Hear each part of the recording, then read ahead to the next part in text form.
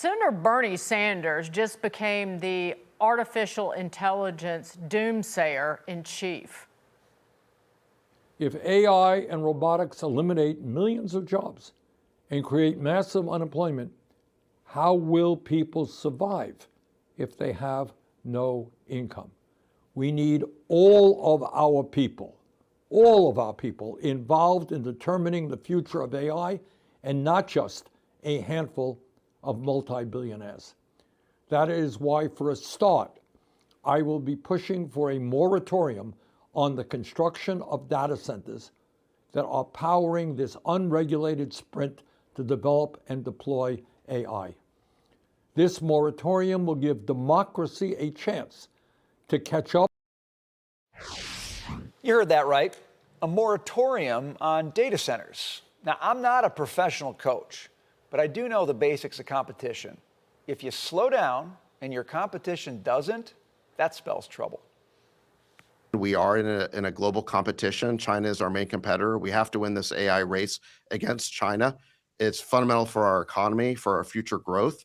The country that leads in AI is going to be the leading economy in the world. We have to make sure that's us. There's also national security considerations. AI is going to be used to develop the algorithms that are going to power drones and things like that. So it's very important for both our security and our economy that we win this AI race against China. Old Bernie, and yeah, that's with a D, might want to clean out his ears and listen to this news. AI, it is not causing mass unemployment, not even close to the scale that Bernie is fear-mongering about. Vanguard out with new analysis, and wouldn't you know, the jobs most exposed to AI automation are outperforming the labor market on both job growth and wage increases. Our next guest sees firsthand how AI boosts productivity all the time. Let's bring in Palantir's Chief Technology Officer, Shyam Sankar. Before we get started, we should note Fox News is currently working with Palantir to build a suite of custom AI tools, and I'm excited. I think we all are. Shyam, great to see you. Thank you so much. Thank you so much for having me. Not to make it political, but speak to the fear-mongering that you get out of a politician like that, because I talk to people in technology every day. These are software developers whose productivity has exploded using, say, Claude Code, and then attaching themselves to the information from, say, Google Docs or even Notion. And it is incredible to them what they're able to do with the same budgets and even the same amount of time. So speak to what people are experiencing with AI today and the fear-mongering, fear-fomenting out of Bernie Sanders. Absolutely. I mean, examples like Claude Code, you can see how it's transforming the work of classically white-collar workers. But I think the story that's really underreported is how AI is a blue-collar revolution. It is the frontline factory worker. It is the ICU nurse who has more time to spend with their patients, delivering life-saving care where minutes actually matter, less time munging and collecting the information on the patient. It is the manufacturing line where the foreman has to spend less time doing the production planning and the labor scheduling, more time actually building parts. And I think the key narrative violation that the Vanguard study really shows is not only are these workers more productive, these companies are able to hire more. I'll give you one example. We have a manufacturing customer that, because they were able to streamline their production planning with AI, they were able to add a third shift.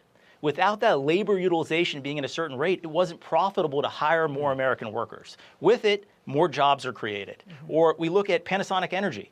They're in Reno, Nevada. They build electric vehicle batteries.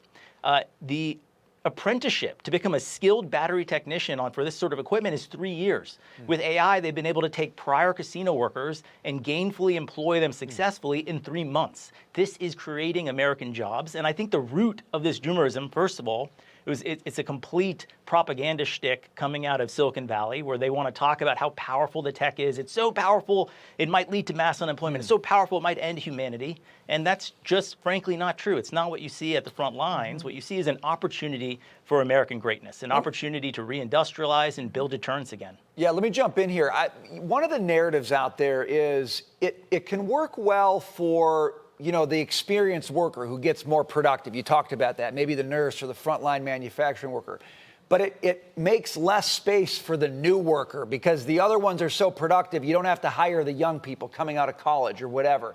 How do you respond to that part of the narrative about AI job loss? I think the Panasonic Energy example is a really great example there where they're using AI to train their workforce and to accelerate the training time from 3 years to 3 months, which obviously improves the labor pool you can go after and the productivity of the worker, the ramp, the opportunities involved. So I think it's going to have a dramatic effect on how we are able to hire, train, and deploy early talent as well.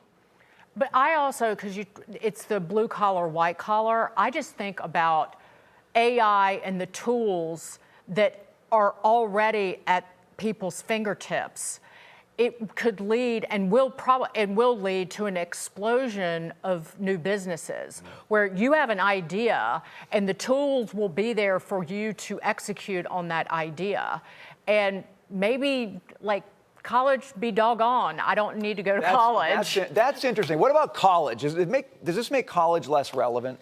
I think colleges are going to have to reinvent themselves. We at Palantir, we started a meritocracy fellowship that takes high school seniors and we provide them, they're going to learn their technical skills on the job. And in nights and weekends, we bring in professors, we give them a well-rounded education on the Western canon. I think colleges are going to have to really rethink this. That's interesting. Shyam, before we go, so there are a lot of concern. I'm a believer, Brian's a believer in our future as an economy because of AI. But there is the very much the concern about the overspend in, say, the data center build out and the hyperscalers. And you saw it show up in the market today, particularly with Oracle, which is clearly reaching compared to some of the other big hyperscalers. How do you kind of right-size those two visions, like the importance of it, but in the near term, there's going to be some bumps in the road or hiccups?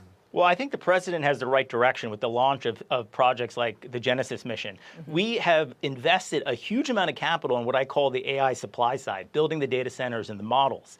We need to invest more in the AI demand side.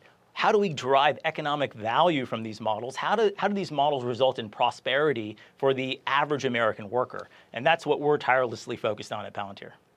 I was really caught by training in AI and reading the Aeneid at the same time. That's an interesting vision. We got to leave it there. But Shyam, really fascinating. Thanks for being with us today. We appreciate it.